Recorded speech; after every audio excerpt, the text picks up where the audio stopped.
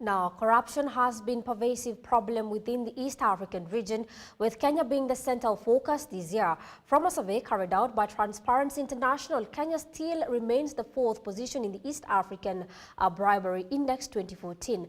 The police, judiciary and land services are some of the institutions ranked the most bribery-prone bodies in the regional aggregate index. Brano Ching with more details on that report. Kindly give them some round of applause.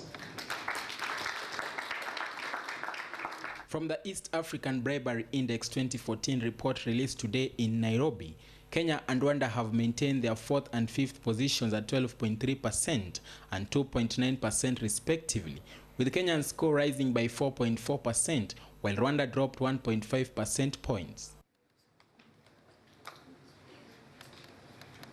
With the report formally launched, the key findings report that Burundi had the highest likelihood of bribery, with a score of 19.4% from 18.6% last year, followed by Tanzania at 19% from 12.9%. Uganda, which topped the 2013 index, dropped to 3rd position at 17.9% from 26.9%. The police in Uganda, Tanzania, Burundi, and Kenya were ranked the most bribery-prone institutions in East Africa, with a significant increase in scores for Uganda, Tanzania, and Burundi. The police in Rwanda, ranked position 5 in 2013, moved down to position 8, registering a decrease in score. Land services in Uganda, Kenya, and Burundi, and the judiciary in Kenya and Tanzania were also ranked among the top 10 worst performing sectors. Speaking on behalf of the Attorney General Githu Muigai, the Deputy Solicitor General Madam Christine Agimba has elaborated on some of the revised measures that has been taken by the Kenyan government to combat the high levels of corruption. The Ethics and Anti-Corruption Commission has been facilitated with the necessary legal tools and personnel for purposes of ensuring effective onslaught against corruption.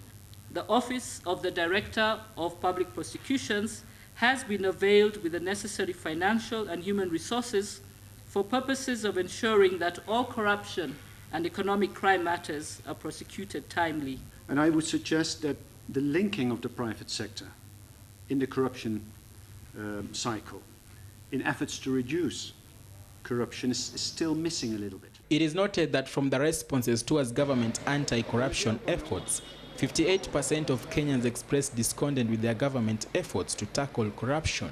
I managed to establish from some Kenyans on the best practices people can adopt to fight corruption.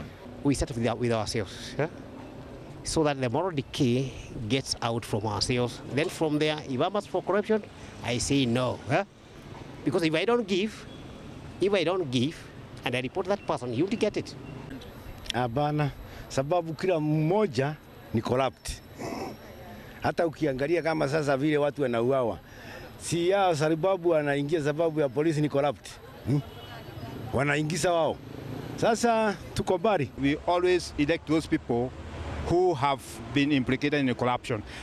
As long as we keep on electing these people who have been implicated in corruption and they become our leaders, I don't see much being done on that front. The survey that was conducted in Burundi, Kenya, Rwanda, Tanzania, and Uganda between May and September 2014 attracted approximately 10,597 respondents.